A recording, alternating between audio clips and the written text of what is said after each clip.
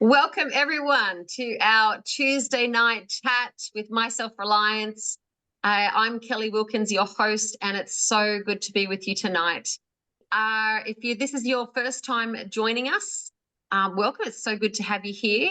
Tonight is probably extra special in that we're doing a fun giveaway at the end. So we're going to tell you about our prize giveaway and how you can get in on the action. And that giveaway is for a 2-night stay at the luxury glamping eco retreat here at Lily Ponds Retreat in Warranalla, which is on the lower mid-north coast. And so if you have received my email, you'll see all the beautiful photos in there. And if you haven't, then jump into the chat and put your email address in there, and so you can get all the updates and be on our mailing list for that. And it's so good to have everyone here tonight. Now I'm going to introduce you to our guest speaker for tonight. And March is all about creating wealth. Last week we actually started with leadership, and I thought that was a really great place to start, because in communities, in our lives, everywhere we go, we're all about leaders. But tonight and moving forward is all about creating wealth, and there's lots of ways to do that, and we're going to touch on a few different ways as we go over the month. But I want to introduce you to the expert in the game, and there's nobody better to talk about wealth through property but my husband, Simon Wilkins. Now, Simon, and we're going to squizzy on up. You've got to be kidding me. So I hope this background holds us. Now, there's a little, as we go through, I'm going to ask him some really important questions about how, about property and about creating wealth. But also towards the end, we're going to share with you about how we got onto our dream property and how that happened. A lot of you heard my story through how I manifested this property, but actually this is the guy who created all the logistics, and really, you can't do it without taking the right steps. So welcome. Thanks. It's good to have you here. I've traveled a long way to be here, so I'm really happy. So let's start off with why should people invest in property? All right. Let's start with that. Okay. So first up, before we get into that, I'm going to do that disclaimer-y bitty thing that us guys in financial world have to do. So anything I discuss tonight is general in nature. You should consult a professional, such as a financial planner, before making any investment decisions. Yada, yada, yada, and based on your personal circumstances. There we go. Okay, so why invest in property, yeah? Or why property? Look, I'm very much like, don't get me wrong, there's lots of different ways out there to make money, right? There's stocks and shares. If you're brave enough, there's things like Bitcoins. There's things called NFTs, which I don't really understand, because that's buying pictures that anyone can get on the internet. Don't know. I'm obviously old, don't understand that.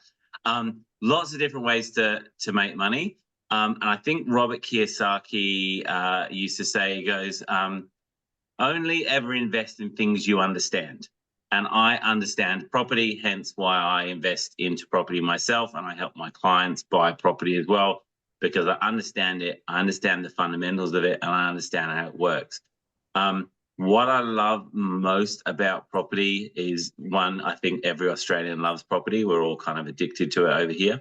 But what I love about property, it gives you, in my mind, it gives you two bites of the cherry. So one is you can create wealth through capital growth, whereas the property goes up in value. The other side of it is you can get cash flow from property. So you can get money that comes from the property, from people paying you rent, and that can actually provide you a passive income, for retirement and onwards. So that's why I kind of love property as an asset class. I know you can do share, I know there are some things out there where you can buy a share and it can go up in value, and you can get what's called dividends from that as well. So I see property a little bit the same as that, except for I think the dividends are a bit higher. Okay, fair enough. So can someone actually get wealthy through property investing? I think so, yes. I think the statistics are, if you look at it, I think 93%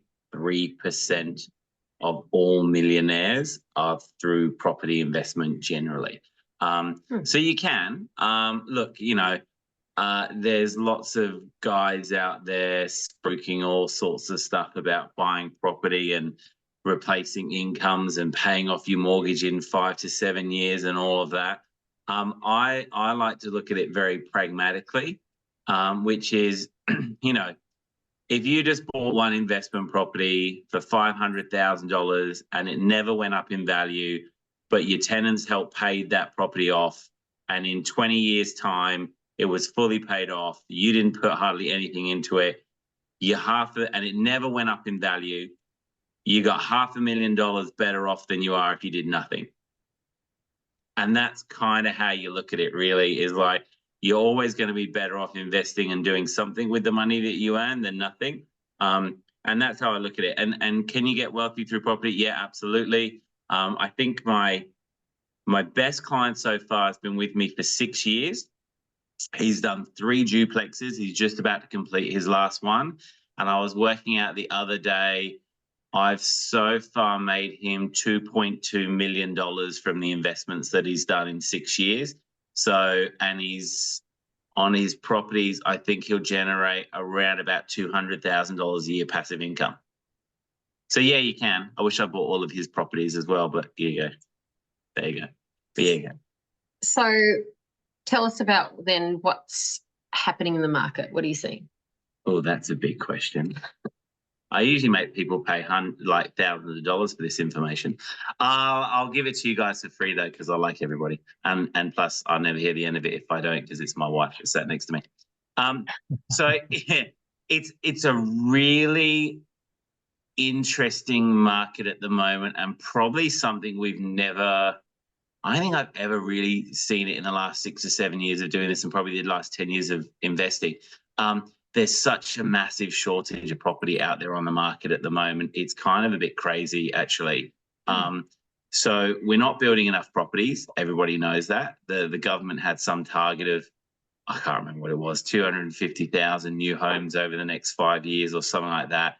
They're massively below that target. And when they say new homes, they don't mean homes, they mean units. And when they say they're going to build them, they're not building them. They're trying to get developers to build them. So we've got this massive shortage. We've obviously got, you know, Australia's natural population is shrinking.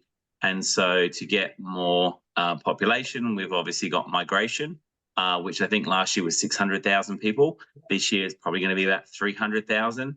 From what I read a while ago, there was like 1 million visas still to be processed. Now you might go, well, why are we letting so many, you know, why are we doing migration? Well, because the government spent so much money. The reason they're doing skilled migration is because they need more people in this country working so they can tax more to get the money to pay for all the things that they've tried to build now that they're in massive debt. So that's why we've got it. It's no other reason than that. And so that's put massive demand on supply. And so there's just hang on, there's also some other things going on, isn't there? So there's so I'm thinking about what are they doing to builders? That people are not building as much now. Well, no, new builds have literally fallen off the face of the planet because the cost got so expensive through COVID because of inflationary pressures. So the cost to build new has gone higher.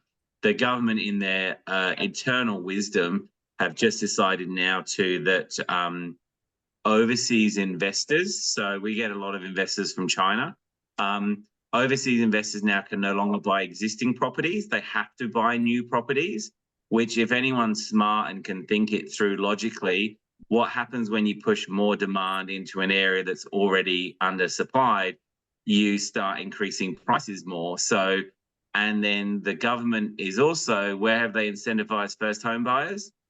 into the new market because they get all the government grants and all the incentives. So you've just pushed two classes together. So that's just going to keep pushing up new build prices, and it's not actually going to help get more new builds on the table at all. So again, we end up with a supply demand issue because there's just not enough happening. Plus COVID put the wind up quite a few people because obviously there were a lot of builders that went under. We were really lucky because the 5 builders that I choose to build with, none of them went under. They all kept building through COVID. In fact, some of them didn't even increase their prices. But we were talking to our next door neighbors down in Austral. They ended up having to fork out an extra $200,000 to get their build completed because the price had gone up so much. So yeah, so like you said, now they're only building apartments. Mostly. That's where the kind of ease to build is, because you can build a lot, but then the quality, as you would know, and I hope no one's looking at buying new apartments, but just be careful because as we know, the faster they try and build those things, the less the quality gets. And we've obviously had quite a bit in the news lately of apartments that aren't built very well at all and having lots of issues with them, especially water leakages and stuff like that. So yeah, so you got to be careful around that side of things as well. And so what we're seeing out there in the market in general is, and if I give you a state-by-state rundown, WA's had a massive run, but again, I'm not an overall fan of the WA market because it's tied too much to commodities. So if you look at all the commodity prices at the moment, like nickel, iron ore, lithium, it's all down. And so WA tends to do these big fluctuations. So I'm expecting there'll be a fluctuation coming soon where the market will go down. Victoria, unfortunately, the Victorian government don't seem to like anybody investing in Victoria and keep putting more and more hurdles in the way. Not only did they have the biggest lockdowns, which put a lot of people off, but they've changed their land tax rules now. So you pay land tax no matter what property you buy in Victoria. And then just recently, they've come out with new legislation that every single room now has to have a heat or a heating source in that room. So that's just going to cost investors more. So yeah, everyone's kind of not doing that. And then South Australia's not bad. Brisbane's not, Queensland's not bad, and New South Wales. So they're kind of the 3 markets that people are really buying into at the moment. And a lot of the regional centres are doing really well at the moment, the major regions. Now, you started off selling home and land packages. Yes. You moved away from that. Yeah. And you don't touch apartments. Correct. Why? Okay. So, let me caveat this first. Can you make money out of buying units? Yes, you can, but they have to be boutique, in really good places. You know, like for instance, Rouse Hill, I think they're building another 2,000 units in Rouse Hill. You're not going to get any sort of capital growth in Rouse Hill, right? Because there's so many units coming to the market. So you can, but again, you might be looking at a unit that's worth 1.2, 1.3 million, and you might only be getting $800 a week in rent. So the numbers don't really stack up. The new build stuff, we did a lot through COVID, a lot of house and land packages for owner occupiers. So we did a lot of builds. Hey kids, how you going? How about you be quiet while we're on the call? Yeah. No, they can't come. The sound is not coming through. Okay. Is it not coming through? No. Okay, don't worry. Oh my goodness. Are you two okay? We're on a very important call. I'm training them. They're in training. Kids are always in training. I don't usually go. This is the No. family dynamic going on. Yeah, so in terms of new build, stuff. Okay, took the laptop away. That stops the argument. I might be great at property investing. Being a parent, I don't know if I've quite achieved that one yet. But then again, I don't think anyone does, do they, as a parent? So, yeah, everyone's going, yeah, agree. Yep, no. So then, yeah, we did a lot of house and land builds during COVID. So we did a lot around the Sydney area. But obviously, my job is to provide the best value for my clients that are on the market. And so what we ended up looking at was the house and land bill prices just went so high that you could buy a 1 or 2 year old existing property for $100,000 to $150,000 less than a house and land package. So we were like, well, why would we be promoting those to our clients? And so we pivoted the business to existing. So now I probably do 97% of properties are probably existing properties and about 3% are new. We only really do kind of duplex and dual, like bigger builds, like $1 million for that sort of newer stuff. So then how much, if someone wanted to get started, how much do they need? And yeah. Okay. So we can actually work to all sorts of different budgets. Just recently, the lowest price property I just did was $175,000. And you'll be like, what the heck did you get for $175,000? And how far did you have to go out? And so what that was actually a half of a duplex. So a 3-bedroom, 1-bath, 1-car property. We picked it up for $175,000. I negotiated 15 grand off because it needed a new roof, and that's how much we knew was it to replace the roof. So she got it 175 with a new roof. She's put that on there now. And that was getting $250 a week in rent. That's kind of an outlier. I think that's now worth about 230, 240,000, something like that in the space of a year and a half. So she's happy. But generally $300,000 really upwards from there. You and always think property is going to cost you $1 million, but no, I've just done 2 or 3 just recently for 317, 330,000. 3-bedroom homes, 3-bedroom, 1-bath, 1-cars, getting $380 to $400 a week in rent and really good capital growth. So I've got some clients that bought it around that 300 mark and they've already made 40 grand, 30, 40 grand in 3 months on those properties. So that's not a bad return. In terms of how much you need, so at a $330,000 property, you probably need about 50 grand, about that, 50, 55 to buy something like that. And that's saving up your own. And now what if you had some super? Yeah. So you can also buy property in super, not like it's getting out there a little bit more that you can do that. So you can take your industry super fund, you can channel it into what's called a self-managed super fund, and you can buy property in a self-managed super fund. You can also buy pretty much a lot of different things in a self-managed super fund. You can buy artwork if you want to. You can buy jewelry. You could buy cars. It's just there's some really strict rules around it. So if you buy the jewelry, you can't wear it. If you buy the artwork, you can't display it. If you buy a car, you can't drive it. So it only has to be for I think it has to be for retirement purposes. So, but yeah, if you've got 100, look, I hate to say numbers, but around about the $150,000 plus mark in super, and you can obviously do that with partners as well. So you can go in with your wife or whatever. You can get a property in your super fund. Again, before you go and do all of that, I'm going to caveat that with you should talk to a financial planner or an accountant before setting up a super fund because there are costs involved and things. But it is a viable option. The other nice thing about buying property in super is when you hit retirement, you can sell that property and not pay any tax. You can also take the income, so the rental and the revenue you make from that, the passive income, and you can take that tax-free outside of your super.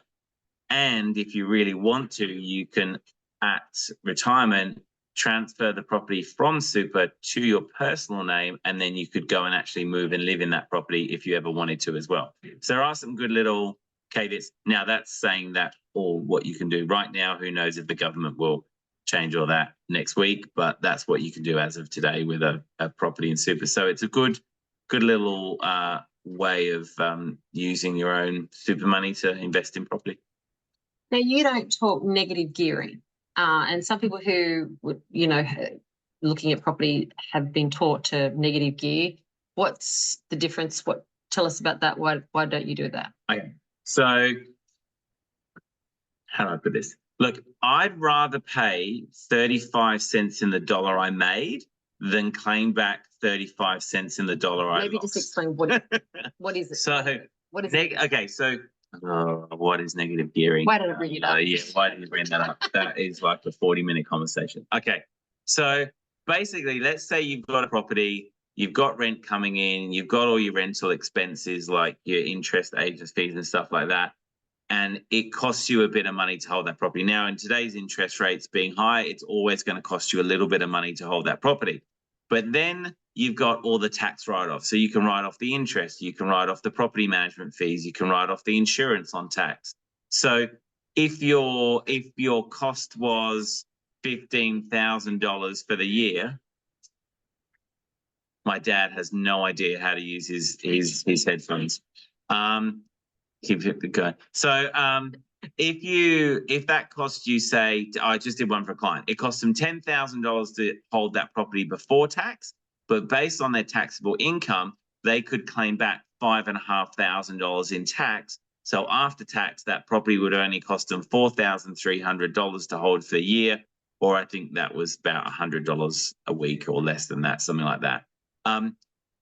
Look, most properties are negatively geared at the beginning because we've got higher interest rates. But what you want to see eventually over time is that property becoming positive, as in it starts putting money back in your pocket, because you don't want a negatively geared property. It's one of the spruiking tactics that a lot of these big companies use, where they're like, you can write off, all of your money on tax and not have to pay any tax. And it's like, yeah, but you don't really actually want to do that. You want a property to become positive at some point and actually start putting money back in your pocket versus just writing off all of your tax. Because if you keep doing that as well, you run out of borrowing capacity, and you'll run out of money too, because how many properties can you afford if each of them costs you $10,000 a year to hold? You can't afford that many of them. Okay, so my last question, then I'm going to open it up to the audience to see if they have any questions. If someone's looking to get into the property market, why should they choose you? She did prep me up for this question. Now I've gone completely blank. No. What I would say is, watch it. Look, there are a lot of guys out there that will talk about hot spots and the right formula and the way to do it, and you shouldn't have an owner occupier, you should just invest, or you should have an basically, we're just really down to earth. One of my number one things I say is I wouldn't put a property in front of a client that I wouldn't buy myself. And that is the honest truth. I wish I bought all my clients' properties, because I would be retired, a very wealthy man by now. But we're really good. We know our stuff. We make sure our clients can hold their properties. We work with them to understand their cash flows, what their financial goals are, and we make sure that the properties align with their financial goals. And because we do that, as I said, we've got clients who have bought 4 properties in 1 year. We've got clients on 6 properties over 6 years. I can honestly say, hand on heart, every single one of my clients has made money out of their purchases. There's actually a couple of people on this call who have bought through us as well. And they'll probably vouch for us as well. So yeah, we're just really down to earth, and I don't talk jargon. I just talk straight and get people good properties. Tell us about the team you work with. Okay, so I have a team of amazing people that I work with. So I've got Haley, who does our client support. So she supports all my clients through their back-end purchase. So she gets rental appraisals and contracts and does insurance quotes and books in building and pest to make sure everything's run smoothly. Haley was my very first employee when I started my business. So she's now been with me over 6 years now.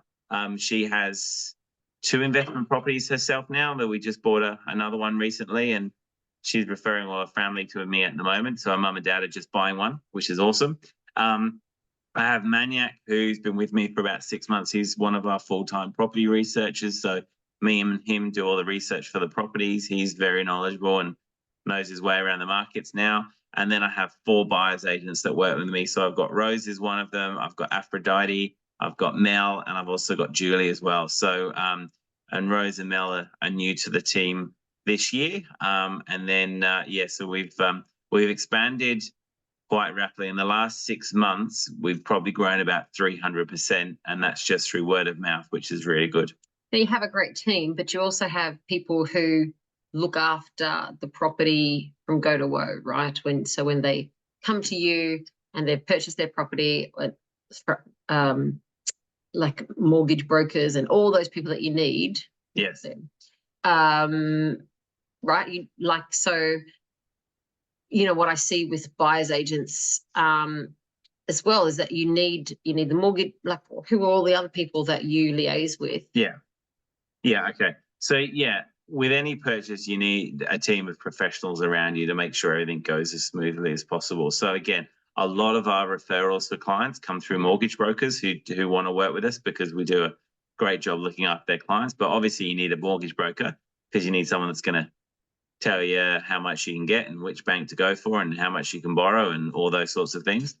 You need a good solicitor. So again, we've got solicitors that we know, or we can work in with other people's solicitors. So you need those guys. You need to know a good property manager. And again, we've got a team of property managers around the country that we work with that we know. You need someone to do a depreciation report, which we can do. You need your building and pest person, which we've got a company that we work with quite closely. But if not, Haley goes and finds whoever we need to find to get building and pests done.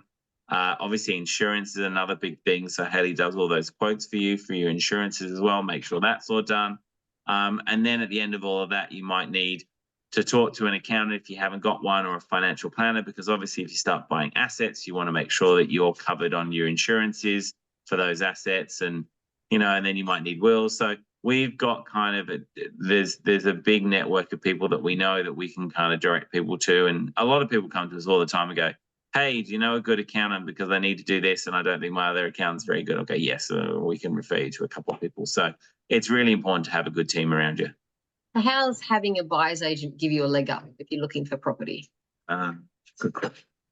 Okay, so the biggest thing out there in the market is firstly it's knowledge, right? So I guess it's like I was sharing this example the other day. So if you take, like, I know enough about cars that I could pop a hood of a car and look at some things, and I know where to put the oil in, and I know where to put the petrol in, and I know where the spark plugs go, and I know enough as it is, right? But if something happened to it and it stopped working, I probably wouldn't know what that problem was. Whereas I could take it to my mechanic, who'd probably look at it in 3 seconds and be able to ascertain exactly what's wrong with it and how to fix it.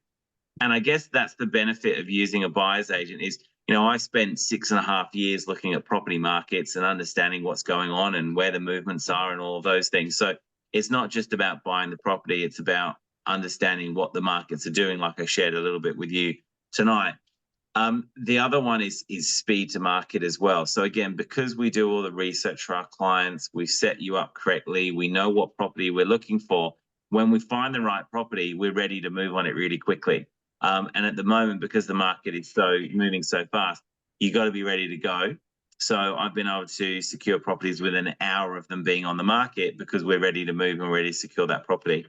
The other big thing is positioning clients as well. So again, when we talk to real estate agents, we position our clients so, fully qualified, pre-approved, ready to go. We've done the research.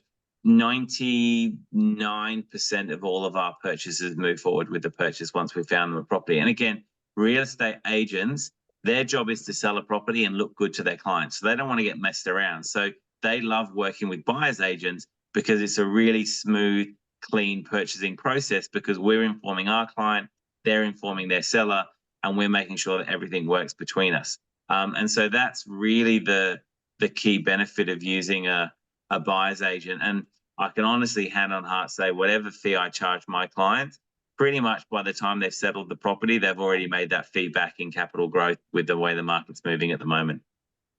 Cool. I want to throw it over to anyone in the chat. Do you have any questions after you've been listening to this? Okay.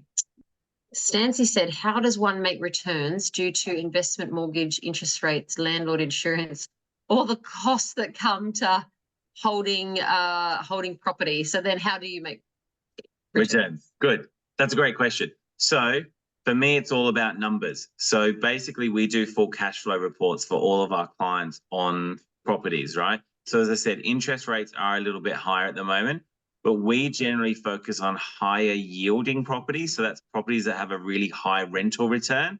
So for instance, those little ones at 320 that I was talking to you about, they're getting 380s to $400 a week in rent. So once you factor in all those costs and everything else that's involved, you might end up having to pay $50 or $60 a week.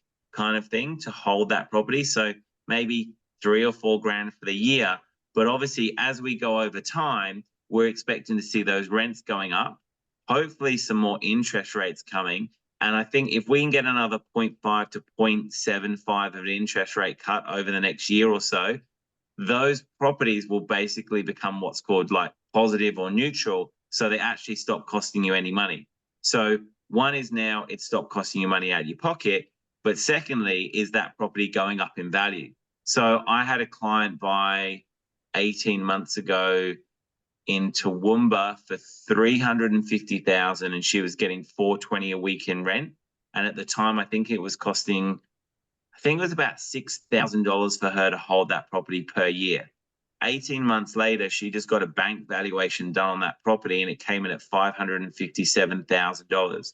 So she's probably forked out, say, $7,000 to $8,000 to hold that property for a year and a half. She's made $200,000 in equity, and now she's just bought her next investment property with us. So it's kind of like investing and then getting returns back.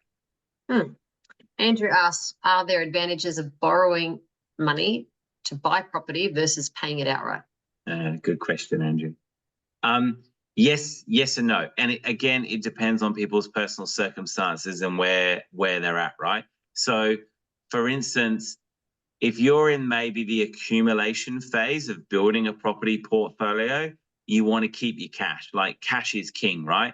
So if you had, say, $500,000, you might not just go buy one $500,000 investment property, because with $500,000, you could potentially buy 1, 2, 3, 4. You could buy 5 properties with that $500,000 if you're just putting in kind of 20% deposits on each of those. It depends on how much borrowing you've got. So you could buy 5 properties for the same amount of money versus buying one outright. But then if you were in, maybe you're at 60, 65, something like that, and you're looking for cash flow and you want cash flow, yeah, you might go buy that property outright, because it might be giving you a really good cash flow return on that $500,000. So it really depends on you personally. Because again, as well, if you buy that property outright, and let's say you're earning 200 grand a year and you've just bought that property outright, you've got no tax deductibility in there whatsoever, because there's no loan on that property. And so you're not taking advantage of that tax that you could be claiming back. So it really depends on your personal circumstances. To give you a good idea, the guy that I've made the 2.2 million for out of all of his duplexes, he had around $600,000 to $700,000 cash, and we've used that to leverage out. So he could have bought one property at, say, 600,000, and today it might be worth 1.2 million, and he might have made 600 grand. But because we leveraged that property, that money out, and he's bought now 3 duplexes, he's made 2.4 million. Linda asks the golden question. This is like, I'm gonna get the goose with the golden egg with this answer. What regional areas in New South Wales do you look at to buy reasonably priced properties? Okay, don't everyone go start looking there, because I'm still trying to get my clients some properties at the moment. So don't everyone go buy up in these areas. I mean, it'll be good because it'll push prices up, right? But don't everyone go do this. So at the moment, regional areas. So what I've always found is if you buy areas with really good yield, you generally get really good capital growth, because everybody else is looking to buy those same sorts of properties. So regional New South Wales at the moment, Inverell, Gunnedah, what was the other ones we're looking at? Inverell, Gunnedah. Tamworth hasn't really sparked as much as I thought it would do. We bought a couple in there for clients. They've done all right. They've made like 60 grand on kind of $420,000, $380,000 purchases, but they haven't really gone. Gunnedah is doing really well. Inverell is doing really well. Who are the others? Armidale as well. Those 3 are kind of going really well. But the tip is, and this is, I'm giving you guys everything now. What I look for in those regional areas is you never want to buy at the average property price or above the average property price. You always want to buy below the average property price. So for instance, in Gunnedah, Inverell, we were just doing one. The median property price for 3-bedroom homes there is $460,000. I just secured a 3-bedroom home for $330,000 for a client in there. Now, why do that? Yes, it's not as good as a 460,000, but if that market stops growing, we know we've got room for that property to grow because we know the medium is at least $130,000 higher than what we've paid for. So that's one of the tips, my little insider trick to keep your capital growth going is buy below the medium house price because you know there's always a little bit more room to grow, even if the top kind of peters off a little bit. Now, if you ask me what's going on in those areas, is there any infrastructure going in? Is there? No. There's nothing really that exciting happening in those areas. The reason they're growing is, one, no one's building anything new because can you really build a brand new 3-bedroom home for $350,000? No, not in the least bit. So, no one's doing that. But secondly, everyone's buying for yield now. So Queensland was running hot for a year and those regional centres went really quiet and now they're coming back. So what's interesting is in Varel over the last 12 months, their average property price fell 5.8%. Now that's give or take, right? Because data is always data, right? But in the last 3 months, their average property prices increased 5.8%. So it's already rebounded back in the last 3 months. So I suspect it will keep growing for a little bit longer now and make a bit more money. Now, I don't know if you can answer Stancy's question. He is like same question as Linda's, but in Queensland. Queensland. Okay. Queensland is a little bit of an overcooked market, and you've just got to be careful about where you go. So, for instance, like Townsville. We were buying in Townsville about 2 years ago when the capital growth was 1.1%. Townsville now, in the last 12 months, some locations there have had 40% capital growth. Like, our clients have just made ridiculous amounts of money on small purchases, but I haven't really bought anything there for a long time now. Little ones here and there that I get off market. In terms of areas to look at, so Charter Towers is one we've actually started buying into at that lower end of the market. So again, we picked one up the other day, $317,000 for a standalone 3-bedroom home for a client. He's got that on the market at $420 per week for rent. That's almost a pot, like that'll almost pay for itself pretty much. So again, nothing much going on in Charter Towers except for there's no new builds. And when you're looking for rental yields, that's where everyone's going to. So that area is not bad. Toowoomba, I still like Toowoomba. We just got a property for a client in Toowoomba. They've got a new $1.3 billion hospital that's actually being constructed at the moment on the north side. So we just bought there and the yields are pretty good there. Any satellite suburbs around there, Dalby, Oakey, they're not too bad either. And then it just depends. Like we just secured an own occupier. We don't do very many, but we just secured an own occupier on the back of the Sunshine Coast. We managed to snag that for $780,000. It's the lowest priced 4-bedroom home in that entire market, and we picked it up. So he's stoked because he'll get some good growth on that property because right next door, you've got they build those little marina areas. So right next door in that same suburb, those properties are $1.5 million for a nice ocean view. So he's happy. Now, the reason that, Simon can tell you these things is because you can go and do your research and go look in the same area. And I'm pretty confident that he's going to pick it up before. Yeah. We'll beat you to it. Don't you worry about it. We'll move faster. No. Maybe. Hopefully. So, okay, now I was going to suggest this. So when disaster hits and floods and things, you've had a pretty good run with, despite all the floods.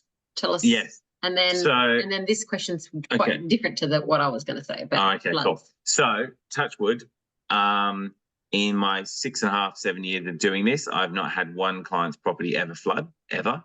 Even with the Townsville flooding and all of that. So one thing is, we always avoid those areas where they're known flood zones.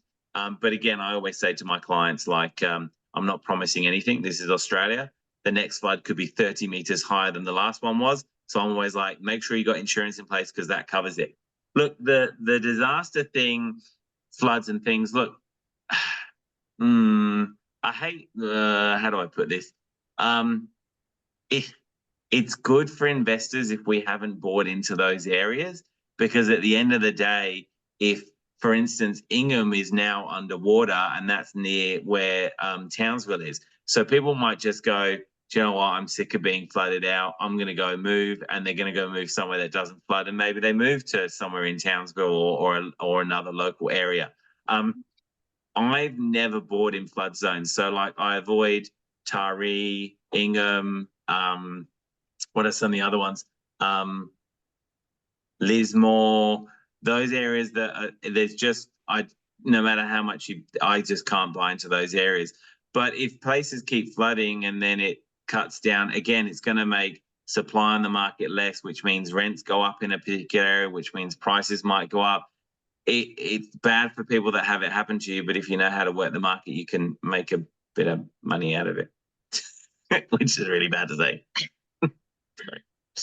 So, look, because we didn't we were having this conversation, we're going to mention it right at the beginning, that a lot of people who watch this channel don't buy property. They might buy it in a trust, but they don't want to own property because of getting off grid, off the system. We talked about that. We talked about how we do know people who have tried to do I don't want to do it the government way, and we want to opt out of the system. Because we probably suggested do your, what is it, play the straw man game first, get your loans, get it all in place before you opt out of the system. Yes, I'm very much like the Matrix, blue pill, red pill kind of thing. And you know how you can switch between the Matrix and the real world and I'm like, use everything to your advantage to get ahead in life so that later on in life you can disappear. So it's like, you know, we've just bought this property here in this farm and I had to get a loan from the bank, right? Because I don't have $1.4 million sat in the bank account, right? So we had to get a loan to get some of this property. So in order to do that, I have to have my taxes done and everything in order and my business running correctly. And so I have to play within the system to make sure I can get them. And still there's a few little ways around those things if you know those things, because there we go.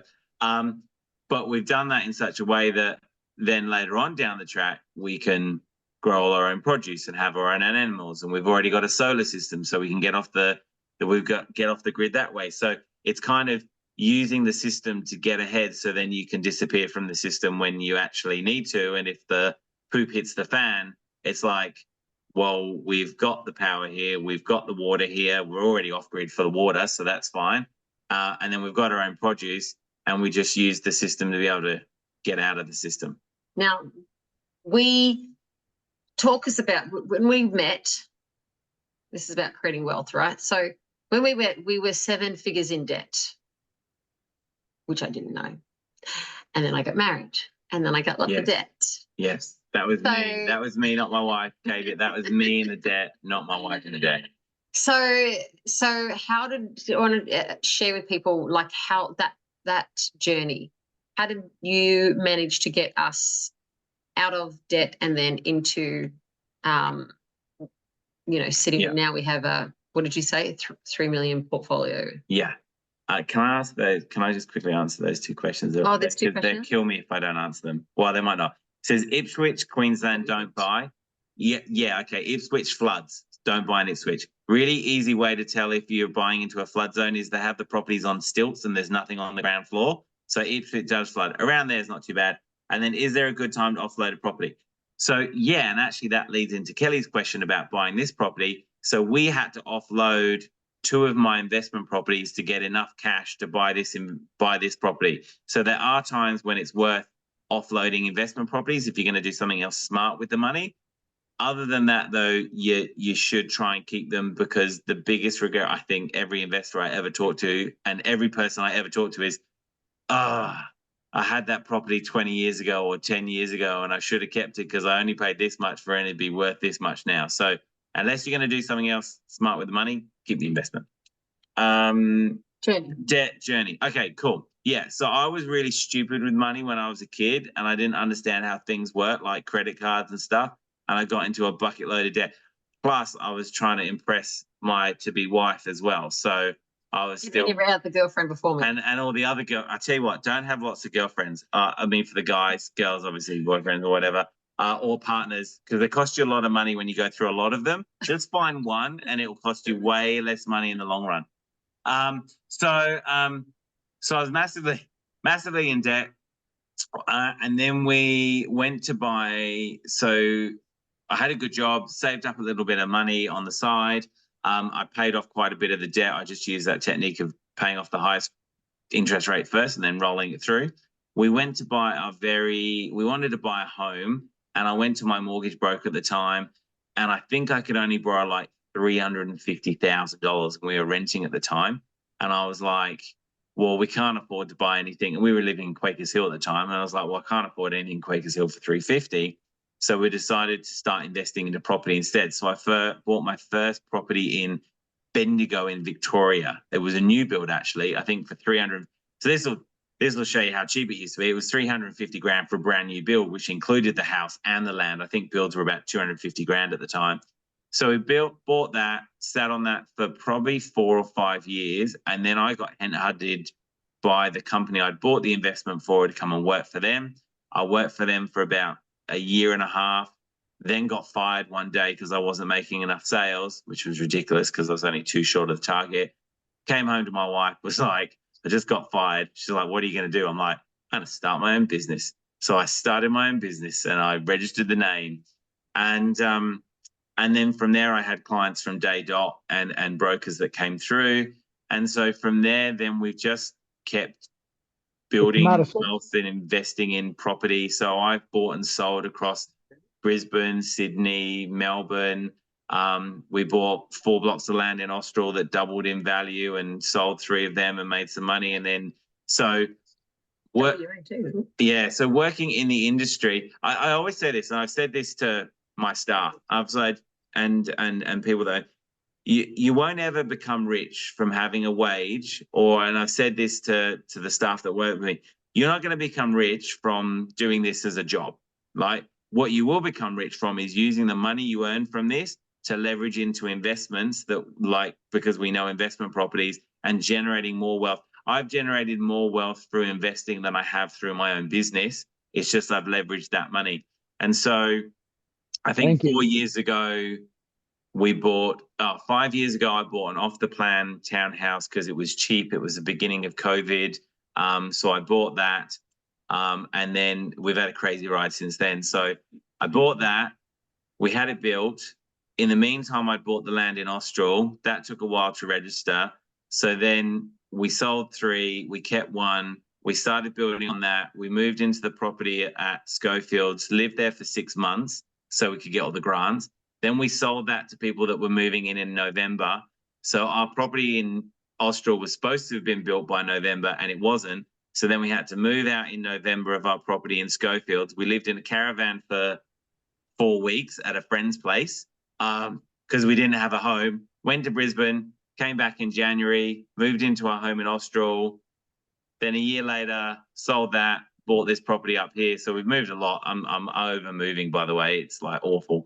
No, we never have to move again. No, we never have to move again.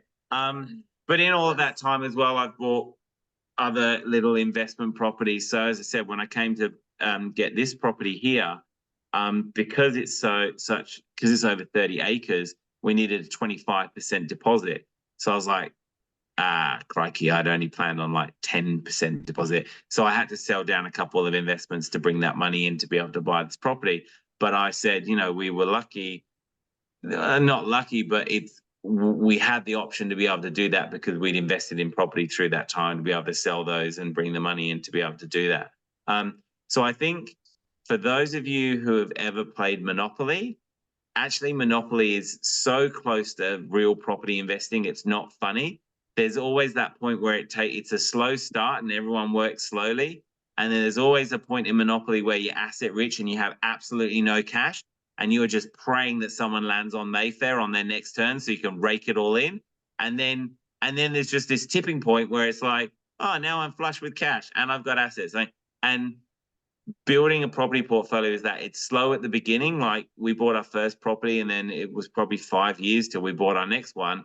And now, you know, we've bought and sold heaps of properties and doing that. So, yeah, it takes time, but I think it's a good investment. Now, there are some other charts we're going through, but just on the back of that, I wanted to show people the photo. Can you bring up the photo that I sent through earlier? Yes. So I want you to take a look at the screen behind me, and it's not my usual one, but if you know my usual screen that I use, and yeah, go to this photo. Well, I want to answer some more of those questions. Oh, we'll come back and answer those questions. Are you sure? Yeah, because I Okay. follow a flow. All right. Okay. Flowing. Okay. No, go to where you choose virtual background. Did you put it there? Yeah, no, I get it. Now, take a look.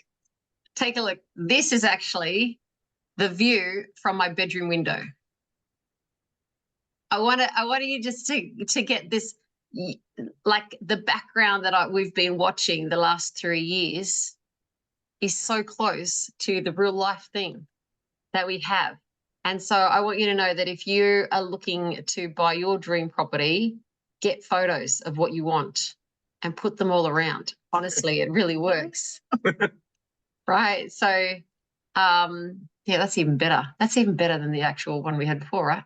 And that pony just walks around the house the whole day. He's so cute. He came with the property.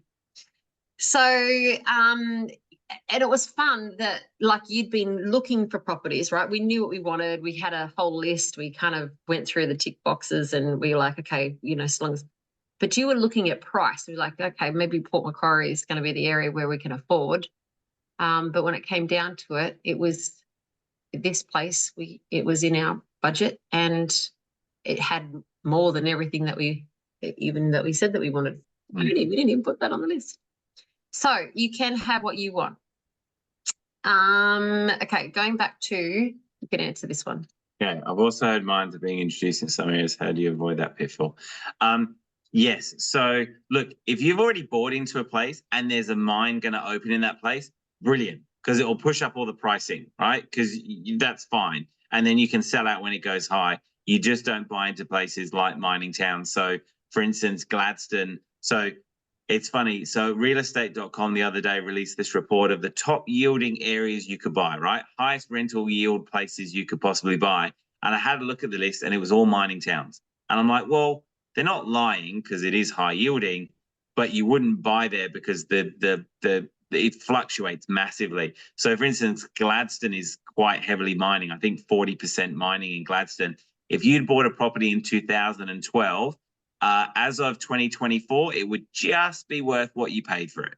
10 years later, it took a massive dip. And that's the problem with mining towns. Like I've had people who have come to me who have bought in them. They bought at like $700,000. Their property is now worth $200,000. They were getting, you know, $1,500 a week in rent. They're now getting $300 a week in rent. So you just avoid areas. So my rule of thumb is more than 10% employed in some sort of mining kind of thing that you just don't buy in those areas. Okay, no. Before you answer the last two, because we have been going for an hour, I want to respect the people who have jumped on, and because we want to talk about our giveaway. So we have a prize. This horse. So who wants a horse?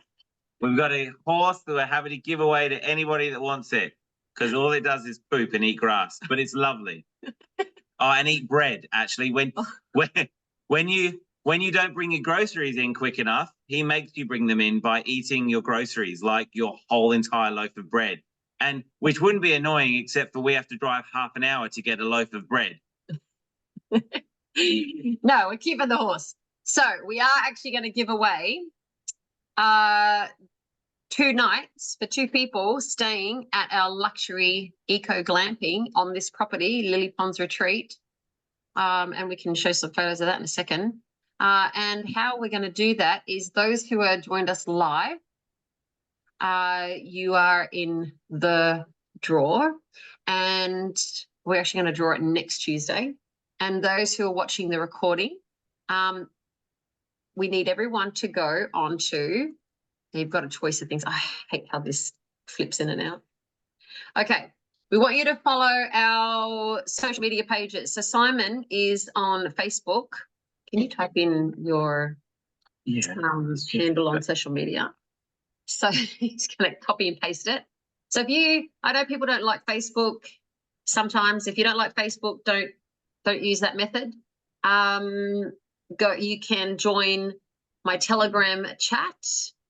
And if you, good Stanzi, make sure you're on my Telegram, my Self-Reliance Telegram group. And also, Stanzi, put in your name for your name on now. Can you find my Lily Pons Retreat Instagram one? Go to Instagram. Okay, so we want you to follow Inspired Property PG on Facebook. You can also follow Lily Pons Retreat on Instagram. And if you're not on either of those, then follow My Self-Reliance on Telegram. That should cover pretty much everyone. And fun, 2 people with 3 businesses. That's kind of cool, hey? It's really, if you're on Instagram, it's just Lily Pons Retreat. Yeah, they do that. And we'll put that link in the group. And the Telegram link, yes, I'll type that in. I'll just let Simon find this one. No, he still is. You can. I wish I wouldn't flick in and out. Like, yeah, don't move, and then it'll be fine. We also hire the horse out for parties. We can put a little unicorn on it, like a little unicorn thing. So if you've got any kids, we'll hire him out. It's lovely. You just have to have your own horse float because we don't have So I had someone had a really cool question about the only downside of selling property is capital gains. Yes, correct. So here's what you do with that one is if you've got equity in the property, pull the equity out of the property versus sell the property because that's not a capital gains tax event. So then you can pull the equity out and you don't pay capital gains tax on it.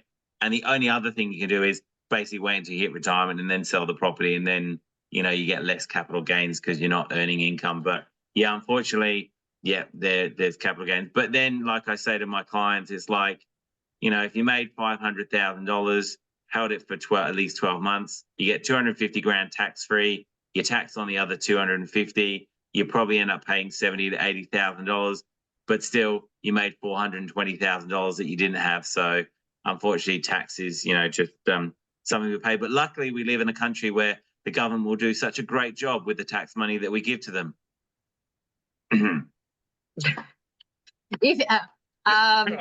Since I'm not skilled enough to get up the Instagram link in this group, you can actually look me up. Just go look up Lily Pons Retreat. Or if you're getting the newsletter, the link is in that.